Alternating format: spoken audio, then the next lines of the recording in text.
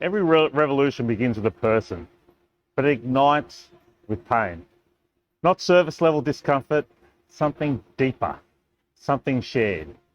Jonathan Field said it simply, there's always pain hiding in the shadow of delight. And this is where most people miss what's really happening in the world right now. Because the biggest shift we're experiencing isn't just technological, it's emotional, it's psychological, it's identity-based. People don't just feel uncertain about their jobs, they feel uncertain about themselves. And here's the important distinction.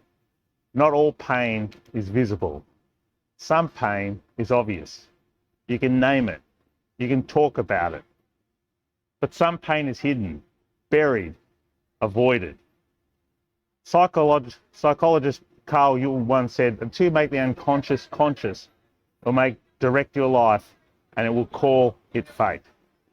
That hidden pain shows up as restlessness, as a quiet sense that something isn't right, as a feeling that even when things look successful on the outside, something feels off on the inside.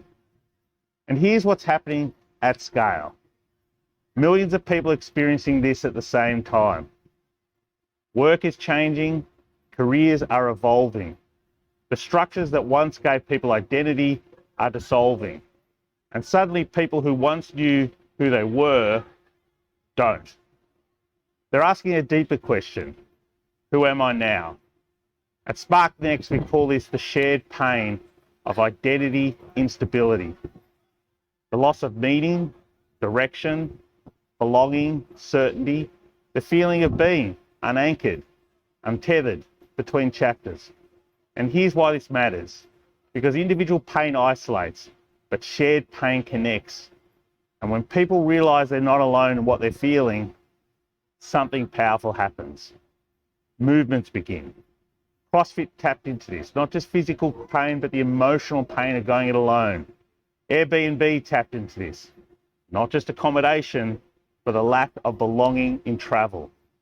And now we're seeing something even bigger, a global shared experience of identity disruption. And this is where most people get it wrong. They think something is wrong with them. But what if nothing is wrong?